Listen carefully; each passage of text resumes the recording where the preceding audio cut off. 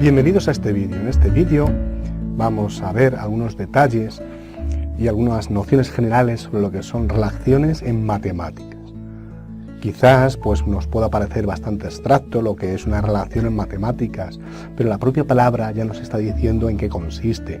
Podemos utilizar ejemplos de la vida cotidiana para darnos cuenta de que en realidad este asunto de las relaciones es mucho más sencillo de lo que nos imaginamos. Supongamos que tenemos una serie de personas. Tenemos a Pepe, tenemos a Ana, tenemos a Benito, tenemos a Luis, tenemos a David y tenemos a Carlos. Y podemos establecer una relación que puede ser primos de. Entonces Carlos es primo de Pepe y por lo tanto Pepe es primo de Carlos. Además, Ana es primo de Luis y Luis es primo de Ana. Las relaciones las estamos simbolizando por estas flechas que nos indican qué sentido tiene la relación. Así, por ejemplo, puede ocurrir que en lugar de ser primo de, puede ser que sea uno padre de otro o hijo de otro, etc. Si seguimos con este mismo ejemplo de los primos, nos damos cuenta que, claro, lo que no puede ser es esto. Esto no puede ser. ¿Por qué? Porque uno no puede ser primo de sí mismo. También puede ocurrir algo, que es que Carlos sea primo de Pepe, que Pepe sea primo de Ana y que además Carlos sea primo de Ana. Aunque esto último necesariamente puede ser que no sea así. De hecho, podría ser que Pepe fuese primo de Ana y que sin embargo Carlos no fuese primo de Ana. Veamos unos casos más sobre este asunto. Vamos a quitar estas flechas. Vamos a dejar los mismos nombres que a lo mejor corresponden a otras personas. Y vamos a fijarnos en otra relación, por ejemplo, tener los mismos padres. Pues resulta que Carlos tiene el mismo padre que Pepe. Pepe tiene el mismo padre que Carlos. Sin embargo, si son los dos padres, o sea, padre y madre a la vez, esto no necesariamente es así. Naturalmente, Benito y cada uno de ellos, sí que tiene el mismo padre que él mismo, por supuesto. Y también puede ocurrir que Ana tenga el mismo padre que David, David tenga el mismo padre que Luis, y por lo tanto Ana tenga el mismo padre que Luis. Aunque si pluralizamos, como cada persona puede casarse más de una vez, sea por divorcio o por muerte, puede ocurrir que Ana tenga los mismos padres que David, David tenga los mismos padres que Luis, pero puede ser que Ana no sea así con Luis. Puede haberse casado la madre o el padre en segundas nupcias y entonces ya esto no se cumpliría. Entonces vemos que esta idea de las relaciones es mucho más sencillo de lo que nos imaginamos. Lo único que tenemos que pensar cuando pensemos en matemáticas es que cuando hablamos de relaciones estrictamente es eso, relaciones entre objetos. A veces son objetos matemáticos. Supongamos que en lugar de tener personas, tenemos números que pertenecen a R, por ejemplo, pi, el número E, 3, 1, raíz de 2, 1 con 2, 2 con 7, 2 con 3. Entonces estos números pertenecen a R. Ahora establecemos una relación que es que tengan la misma parte entera. Es decir, dos elementos, v sub 1 estará relacionado con otro elemento, v sub 2, si, solo si tienen la misma parte entera. En este caso vemos que 3 tiene la misma parte entera que pi, porque pi es 3, 14, 15, 92, ¿verdad? Así que 3 está relacionado con pi y pi lo está con 3.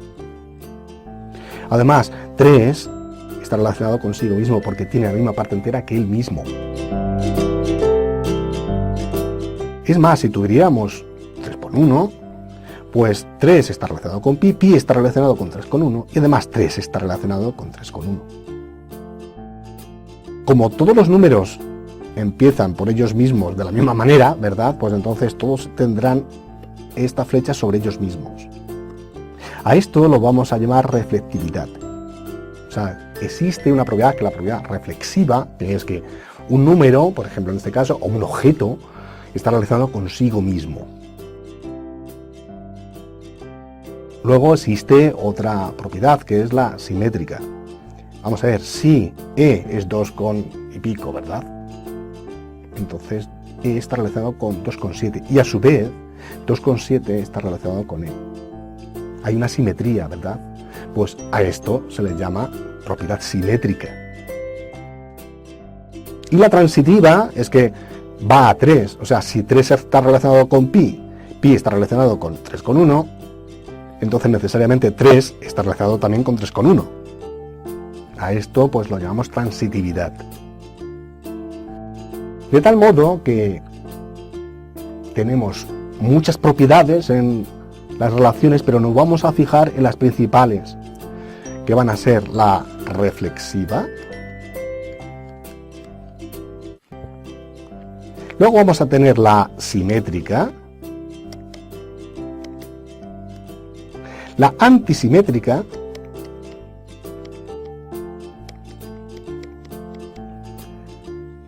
y la transitiva.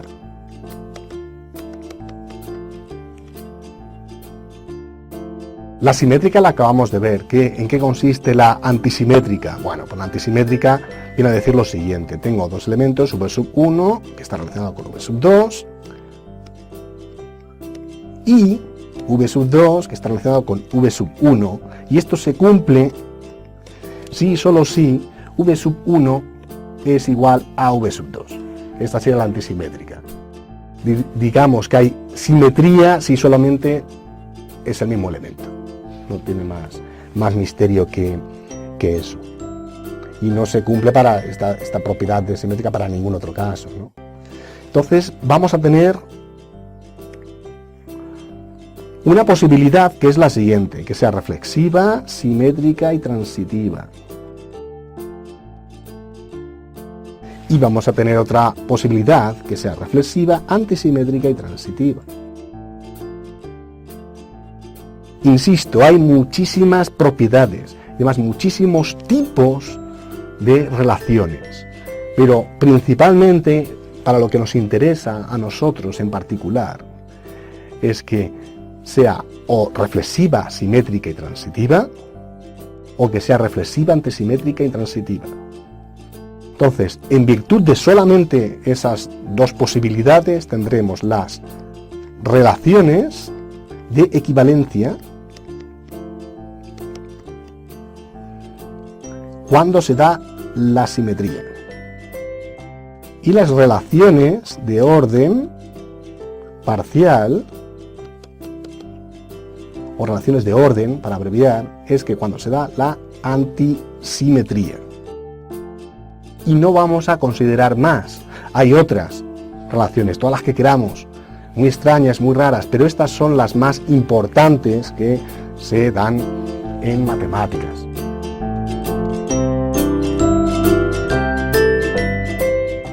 Ya que hemos visto en qué consiste una relación de equivalencia y en qué consiste una relación de orden, pues vamos a ver algún ejemplo de ellos. Nos centramos en las de equivalencia.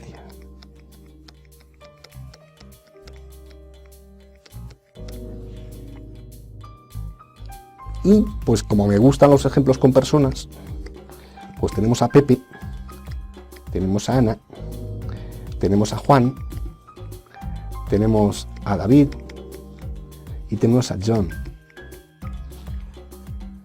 Y vamos a establecer una relación que es que si un elemento está relacionado con v2, eso implica que hablan un mismo idioma.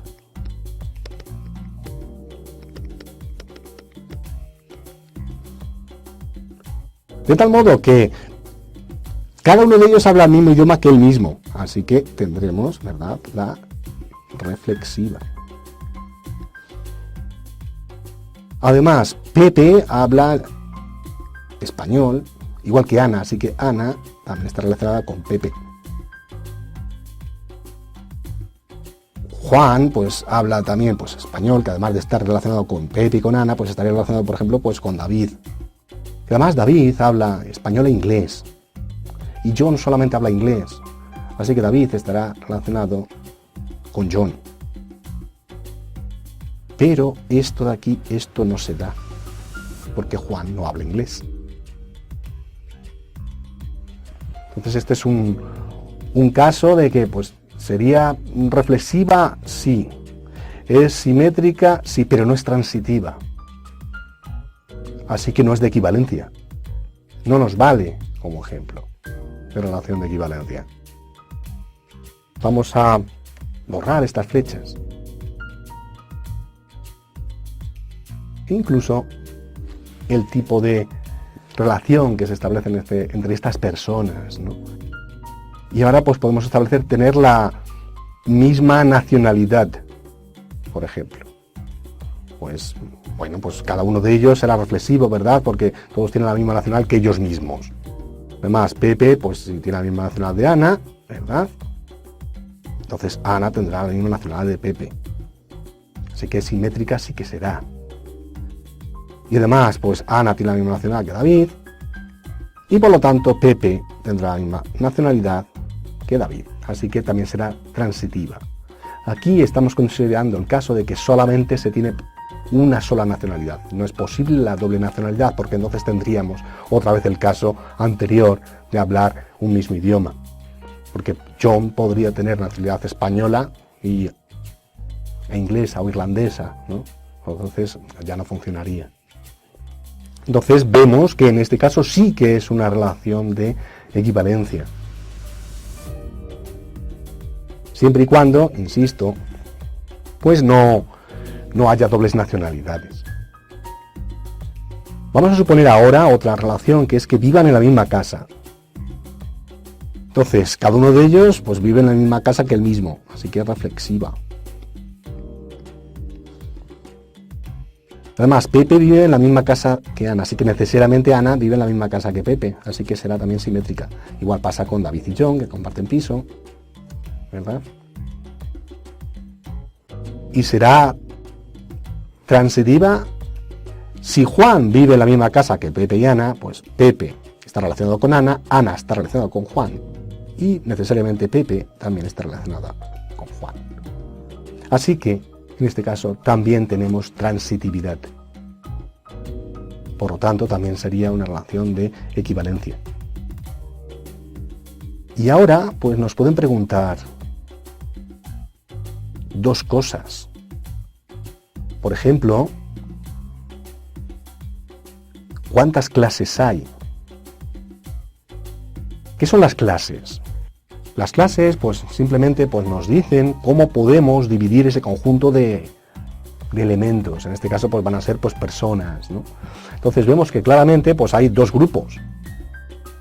Hay un grupo formado por David y John, que comparten piso, y otro grupo por Pepe, Juan y Ana, que también comparten piso. Así que esas serán las clases, dos clases. ¿Cómo designamos a las clases? Pues elegimos un elemento. Por ejemplo, aquí para esta clase, pues elijo Pepe. Puedo elegir cualquiera, pero elijo Pepe porque me da la gana. Elijo un representante. Para esta otra, pues elijo a David.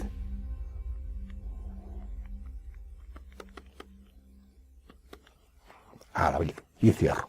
Podría haber elegido también John, pero bueno, he elegido David.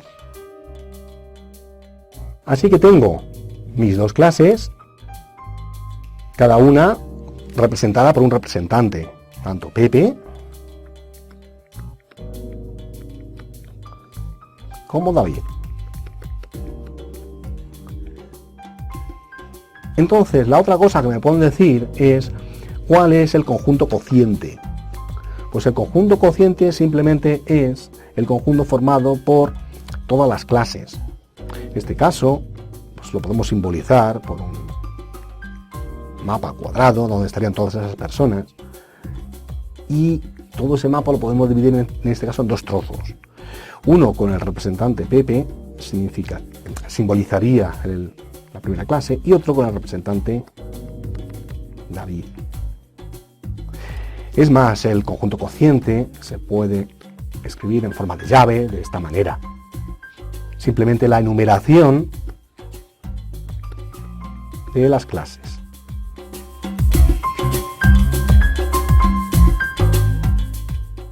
Es decir, de una forma general, conjunto cociente no es nada más que las clases representadas por un elemento dado bajo esa relación tal que esos v's pertenecen al conjunto inicial, v mayúscula, que sería todo este cuadrado. Naturalmente podemos complicarlo un poquito más y en lugar de utilizar pues simplemente nombres, pues utilizar números, ¿no? Entonces nos fijamos en el caso anterior, en el caso de la parte entera. Entonces todos los números posibles que tengo para el v, que en este caso va a ser r, ¿cuál va a ser? Puedo reservar un trocito para la clase de los que empiezan por 1, la clase de los que empiezan por 2, la clase de los que empiezan por 3. Esto que estoy haciendo es una partición, ¿de acuerdo? Por 4, por 5, por 6, los que empiezan por 7, los que empiezan por 8, por 9, y bueno, me faltaba el 0. Además, no me tiene que quedar nada, tengo que ocuparlo todo por definición de partición. Tienen que estar todos ahí. El conjunto cociente, para esa relación, ¿cuál será? Pues sería 1, 2, 3, y así sucesivamente. Incluso, pues, tendremos el 0, en este caso. Son los que empiezan por 0, 1, 2, 3, 4, etc. Porque también tendríamos que contar, pues, los números decimales que empiecen por 0, 0,1, 0,2, pues también estaría ahí representado. En ningún momento estamos representando los negativos, ¿no? Serían los reales positivos. Venga, para que quede mucho más claro. Y esto, pues, esto es una relación de equivalencia, como hemos visto, con números. Y esto es la partición que tenemos, y este es el conjunto cociente. Nos pueden preguntar cualquier cosa enrevesada sobre otro tipo de relaciones, pero básicamente va a ser así siempre. Nos pueden preguntar dos cosas. Uno es si es una relación de equivalencia, y si es así, pues decir las clases y el conjunto cociente. El conjunto cociente además que el conjunto de todas las clases, o sea que tampoco es tan complicado. No nos pueden pedir mucho más. La otra alternativa es que no nos hablen de relaciones de equivalencia, sino relaciones de orden parcial, ¿no? Pero bueno, eso es otro tema. Vamos a ver otro ejemplo más. Pues considérese, voy a borrar esto de aquí. Considérese que tenemos un conjunto muy grande que va a ser el diccionario de la lengua española, compuesto por un montón de palabras, ¿no? Entonces en ese diccionario tenemos antojo, tenemos amor, tenemos la palabra aún, tenemos la palabra zapato, la palabra opio, odio, odín, dedo, aurora, Zamora, etcétera. Un montón de palabras. El diccionario pues es muy grande. Y entonces podemos establecer una relación que va a ser las palabras que empiecen por la misma letra.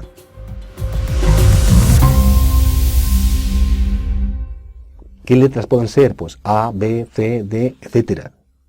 Entonces, cada una de esas palabras, vamos a suponer que además, en lugar de utilizar todo el diccionario que es muy grande, nos vamos a quedar solamente con este que es pequeñito, ¿no? Con este diccionario de unas cuantas palabras nada más, ¿no?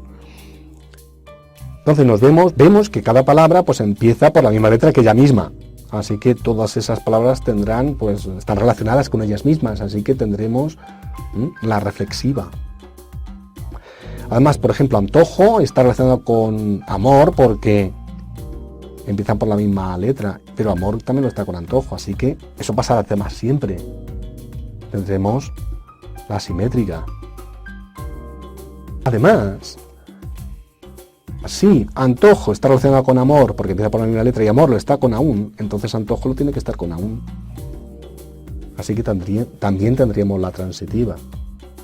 De tal modo que si a mí me preguntan por el conjunto cociente, yo puedo elegir pues un representante para las que empiezan por A, puede ser amor, por ejemplo. Un representante para las que empiezan por O. Entonces pues puedo opio, por ejemplo. Otro representante pues para los que empiecen por D, dedo. Otro representante para los que empiecen por Z, zapato.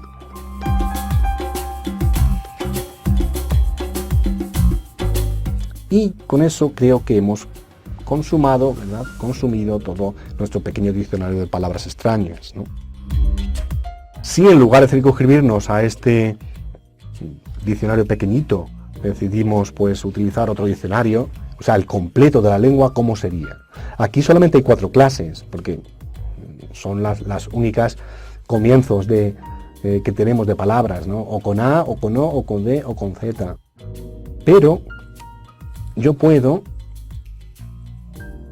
considerar más, ¿verdad? Entonces aquí habría más, habría deseo. Habría pues, no sé, luna, Lola, etcétera. Así están todas las palabras del diccionario.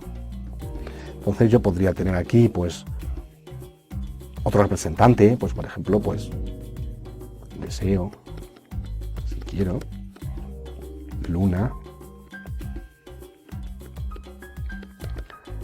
Y así hasta todas las letras del abecedario. Tendríamos 27 clases. Y no tendríamos más. Y tendríamos una relación de equivalencia en todo caso. Y como vemos en este caso ni siquiera hemos recurrido a lo que son matemáticas. Sin embargo, para las relaciones de orden, ahora vamos a pasar a las relaciones de orden o de orden parcial. Vimos que eran reflexiva, antisimétrica y transitiva.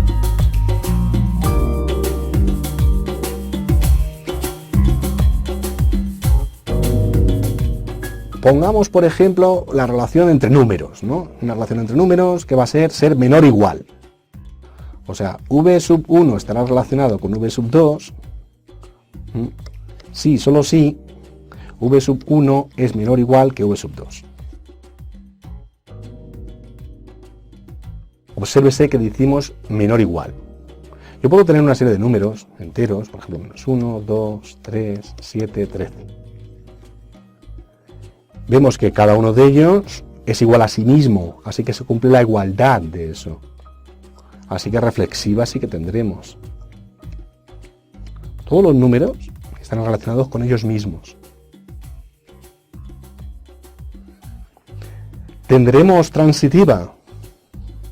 Vamos a ver, tenemos por ejemplo menos 2, 1 y 3. Los extraigo de aquí. Menos 2 está relacionado con 1 porque es menor o igual que 1. Y 1 además está relacionado con 3 porque es menor que 3. Así que necesariamente 2 está relacionado con 3. Se cumple la transitividad. Y además, se cumple siempre. Siempre se cumple. De tal modo que esto es innecesario. Si tenemos una flecha que va de un elemento a otro y de ese elemento a otro elemento, implícitamente ya habría esta flecha de aquí, que no haría falta ponerla. El caso es que tenemos la transitiva, tendremos la antisimétrica, que es lo que nos decía la propiedad antisimétrica, que si v sub 1 estaba relacionado con v sub 2 y v sub 2 está relacionado con v sub 1, necesariamente v sub 1 era igual a v sub 2. Pues esta es la idea. Aquí ocurre eso. si un número es menor o igual que ese número y a su vez ese otro es menor o igual que ese otro, necesariamente son iguales. Digamos, es el caso trivial. Así que sí que tendremos una relación de orden. Entonces, revisamos la idea. Nos pueden preguntar acerca de relaciones de equivalencia, nos pueden preguntar acerca de relaciones de orden. En las relaciones de equivalencia nos pueden preguntar además cuáles son las clases y cuál es el conjunto cociente, que no es nada más que el conjunto de todas las clases. Y aquí, en las relaciones de orden, estrictamente de orden parcial, pero por no estar diciendo siempre de orden parcial, pues se dice relaciones de orden, pues en estas relaciones en particular, pues lo que tenemos es que, además de demostrar que cumplen la reflexiva, antisimétrica y transitiva para demostrar que es de orden, pues nos pueden preguntar otras cosas. Por ejemplo, el diagrama de Hasse. El diagrama de Hasse no es nada más que una estructura en forma de grafo, sencillita, que contiene toda la información posible sobre esa relación sin ninguna información superflua. Acabamos de ver una información superflua y era esta de aquí. La transitividad se cumple, ¿para qué ponerla? No hace falta, ¿verdad? O no haría falta. Veamos un caso. Un conjunto A formado por los divisores de 12. O sea, 2 divide 12, 3 divide 12, 4 divide 12, 6 divide 12 y 12 divide 12. Y además, en este caso no vamos a contar el 1, que ya sabemos que también divide 12, pero como es trivial, pues no lo contamos. Es decir, ese es el conjunto de los divisores de 12 menos el 1. Nos pueden preguntar, ¿es una relación de orden o no? Bajo la relación de divisibilidad, dos elementos A y B estarán relacionados, en este caso, sí, solo sí, A divide a B. Es decir, si al dividir B por A me da resto 0. Lo simbolizamos por esa línea vertical. A relacionado con B, sí, solo sí, A divide a B. Entonces, nos piden estudiar este caso cuando tenemos ese conjunto y la relación de divisibilidad, que lo simbolizo por esta línea vertical. Yo puedo, pues, disponer mis elementos. Aquí tenemos el 2, el 3, el 4, el 12 y el 6. Entonces vemos que cada uno de ellos divide por el mismo, ¿verdad? Así que reflexiva sí que tenemos. Podemos ver además que se cumple la antisimétrica. O sea, puede ser que 2 divida a 4, pero desde luego que a la vez no va a pasar que 4 divida a 2. Eso no. De hecho es antisimétrica. 2 divide a 4, eso sí. 2 divide a 12. 2 divide a 6. 3 divide a 6. 6 divide a 12. 4 divide a 12. Y 3 divide a 12. Me faltaba esa. Entonces, ¿qué es lo que ocurre?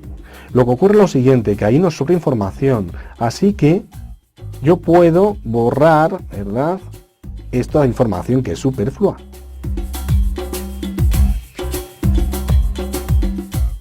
Porque todos tienen una flecha que va sobre el mismo. Porque sabemos que se cumple la propiedad de reflectividad, ¿verdad? Además,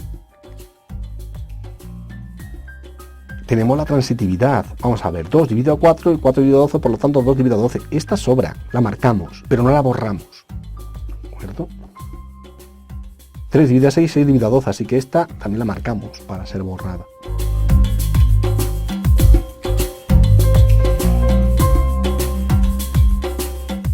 ¿Qué más podríamos borrar? Pues yo creo que poco más. Pues la de 2 dividido a 12, vale. esta, ¿no? Y no hay más. Entonces, una vez que ya la hemos marcado, ya la podemos borrar. Borramos tanto esta como esta de aquí.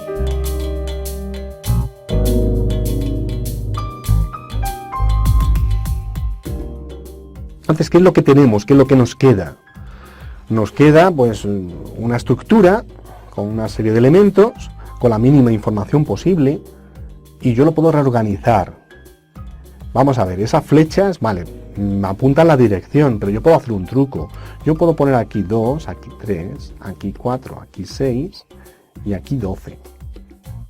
De tal modo que cuando una línea va de 2 a 4, en lugar de dibujar la flecha, como he hecho aquí, pues no lo hago.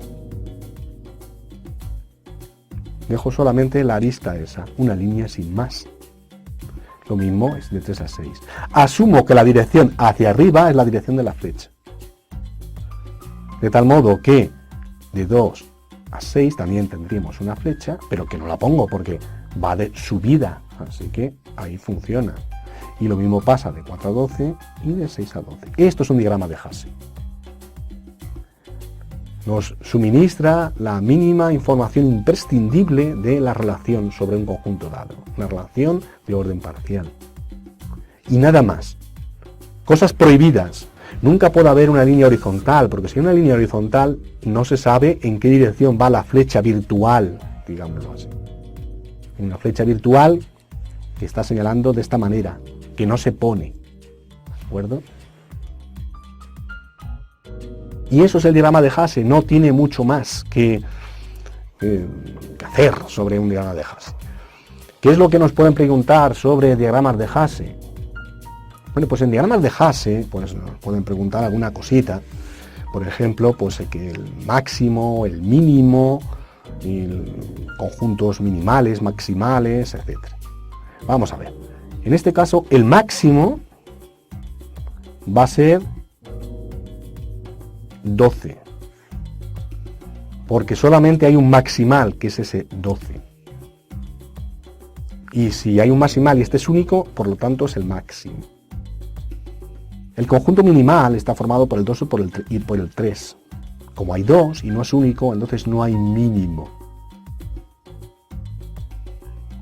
Así que no hay mínimo en este caso, eso puede suceder. Vamos a hacer algo un poquito más complicado. Y va a ser lo siguiente. Pongo aquí 1. Voy a utilizar otro color quizás. 1, 3, 7, 4, 5, 2, 6, 8 y 9. Y este va a ser el diagrama de Hasse por una relación desconocida que nos da igual, ¿de acuerdo? Este 8, de aquí a 5, de 5 a 2. Obsérvese que además los números están puestos así para que no tengan significado.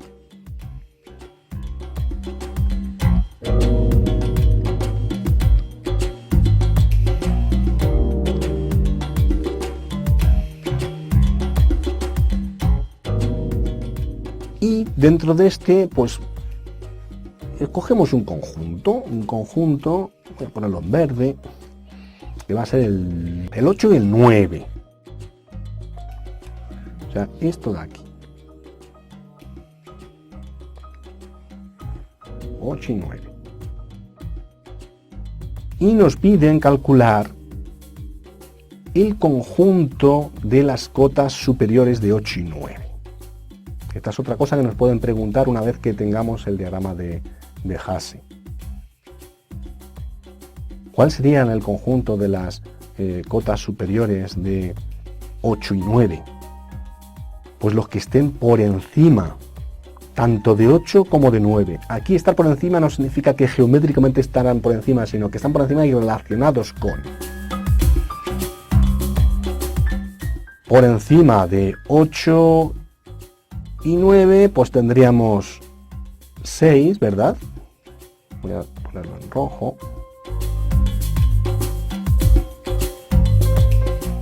y 2.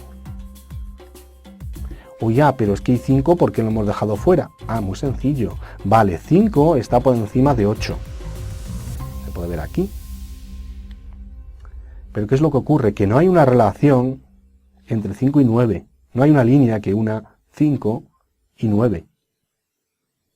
Por lo tanto, 5 no puede estar por encima de 9, aunque geométricamente en la representación esta lo esté. Así que el conjunto, en este caso mayor, se llama así, el conjunto de las cotas superiores estará compuesto por 2 y 6. ¿Y cuál es el supremo? El supremo es la menor de las cotas superiores. Y la menor de las cotas superiores es 6. Así que el supremo es igual a 6. Obsérvese que, insisto, los números están puestos así a propósito, a contrasentido, para darnos cuenta de que no tienen significado o no tienen por qué tenerlo. O sea, el 6 está por debajo o por encima en función de la relación o en función de su valor. O sea, es el menor de las cotas superiores, porque el mayor de las cotas superiores es 2. Porque está más arriba en el diagrama de Hasse. Esa es la idea. Naturalmente podemos hacer otro tipo de problemas con este mismo diagrama de Hasse para aprovecharlo.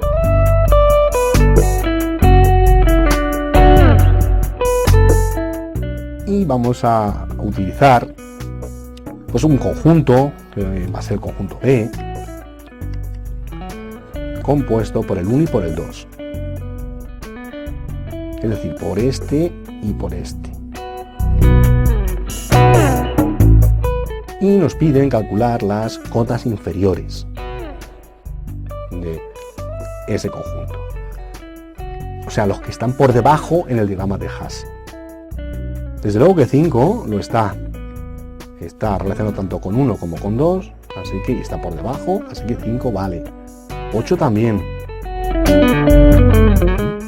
Pero 6 ya no. 6 está relacionado con 2, pero no con 1. 9 tampoco está relacionado con 1. De hecho, el 1, pues quizás podríamos considerar el 3. Pero el 3 no está relacionado con el 2 ni el 7.